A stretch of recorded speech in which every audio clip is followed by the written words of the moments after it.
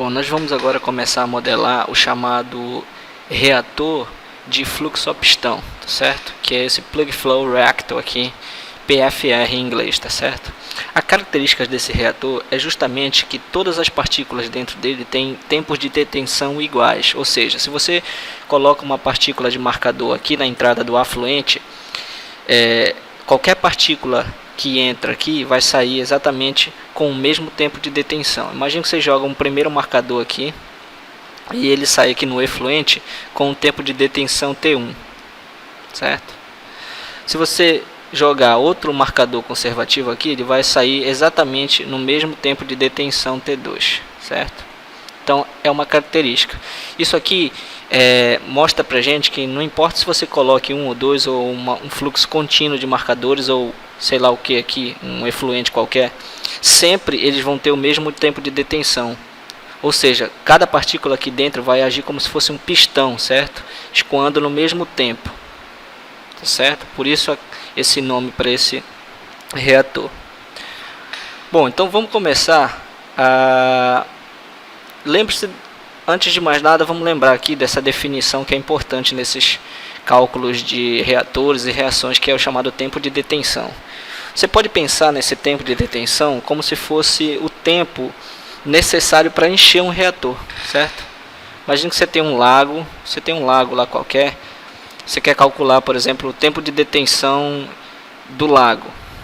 Bom, é só você calcular o volume do lago e a vazão do lago. Então você consegue o tempo de detenção do lago, que é o tempo que a partícula permanece lá, tá certo? Então vamos lá, vamos começar a modelar, encontrar um modelo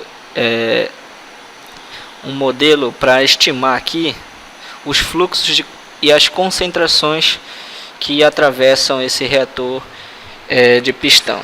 Bom, a gente vai começar por, claro, desenhando um pistão, e vamos pegar um elementinho de pistão aqui, um elemento de volume nesse pistão, ΔV. Bom, na entrada desse elemento, a concentração vai ser Cx, tá certo? Na saída desse elemento, a concentração do afluente aqui vai ser Cx mais um ΔX, certo? Bom, vamos considerar que esse pistão tem comprimento L. Então vamos lá. Lembre-se que quando você quiser modelar, certo, ou encontrar as equações de governo de cada reator, você sempre começa com aquele típico balanço de massa ou balanço de materiais, como você achar melhor. Então vamos fazer o balanço de massa aqui. Bom, então a gente coloca entre esses colchetes aqui, certo? Porque geralmente nesses cálculos de reatores e reações a gente expressa esses balanços de massa em termos de concentração, certo? Lembre-se lá que a concentração é a massa num volume, tá certo? Então no balanço de massa a gente vai substituir a massa pela concentração vezes o volume. Bom, então tá aqui, ó, a acumulação, certo? É a entrada menos a saída, mais uma taxa de reação, certo? É um balanço de massa. Então a acumulação a gente já sabe como calcular, né? A derivada parcial da concentração com relação ao tempo vezes uma variação de volume, certo? É a acumulação desse elemento de volume, certo? A gente multiplicou pelo volume para dar justamente uma concentração, uma massa, né? Porque é o balanço de massa, certo? Bom, então vamos lá. O que é que entra? Está entrando o que? Uma concentração Cx, certo? Vezes a vazão Q, certo? É o que entra. Vazão vezes a concentração vai dar o que? Vai dar uma massa, tá? Menos o que sai. O que sai é a concentração X mais dx mais ΔX, certo? Vezes a vazão Q mais a taxa de reação, que a gente sabe é um Rzinho, vezes o volume, certo? Que é para dar justamente massa, correto? Bom, mas a gente sabe que a variação do volume, certo? Que esse ΔV pode ser expresso como uma área, que é a área da secção aqui desse elemento de pistão aqui, ó, desse elemento de cilindro, que é o mesmo, é constante, então é A, vezes a altura dele, que seria esse dx aqui, ó. Tá certo? Bom, então vamos aqui, vamos substituir isso aqui. Então a gente tem o que bom, então fazendo toda a manipulação aqui, ó, a gente substitui o volume, essa variação de volume, pela área vezes a variação no comprimento, certo? Tá aqui. Aí a gente fatorou aqui, certo? Fez uma fatoração nessa vazão e inverteu aqui, ó, o cx mais dx mais delta x menos c em x e colocou um menos aqui, só para a gente colocar aqui isso em termos de uma variação que é o final menos inicial, né? Então eu só investi aqui dentro e coloquei o menos aqui, não muda nada, correto? Bom, então fazendo isso aqui, agora a gente vai ter um delta c, certo? Um delta c sobre um delta x mais r sobre a, dividindo tudo pela área, a gente encontra que a acumulação, certo, em termos de uma concentração, ou seja, você vai ter aqui a concentração expressa em unidades de massa sobre volume, correto?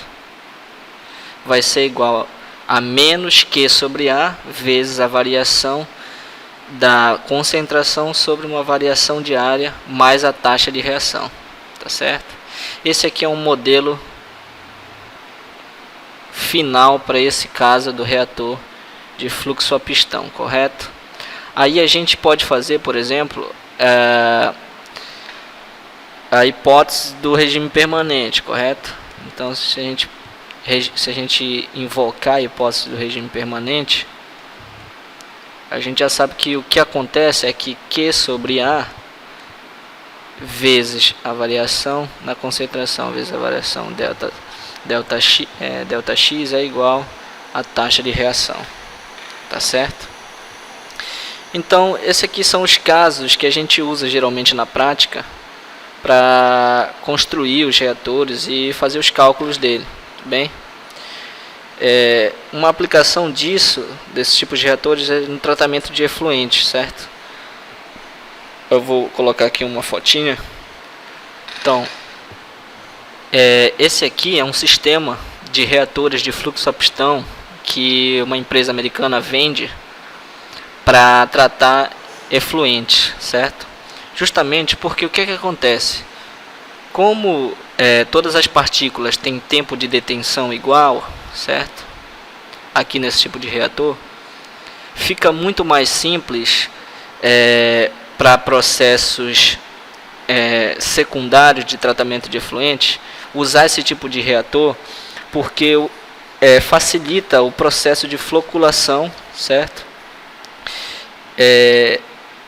E o que acontece é o seguinte: você facilitando o processo de floculação aqui, certo? Você evita construir reatores muito grandes e desperdiçar muita matéria-prima, certo? Muito floculante em sistemas menos convencionais, tá? Então o que os engenheiros fazem é simplesmente construir esses tipos de reatores. Na verdade são vários deles, porque a soma geral das vazões vai dar uma quantidade que um reator, por exemplo, em batelada iria conseguir, tá certo? Então a gente fica por aqui. E lembre-se do seguinte, antes da gente terminar, apesar de esse ser o modelo em regime permanente, de reator, certo? É um modelo de reator. Agora, se você quiser fazer os cálculos todos certinho, você vai precisar conhecer qual é a ordem da reação. Lembre-se que a gente já viu isso lá quando a gente falou em reatores em batelada. Então, conhecendo a ordem da reação, você consegue a ordem da reação que está acontecendo aqui dentro do pistão. Você consegue então uma equação mais geral. Lembre-se que as ordens da reação são essas aqui, certo? E assim por diante. E a ordem 0, isso aqui é igual a 0. Bom, então ficamos por aqui. Até a próxima, quando a gente falar de reatores completamente misturados.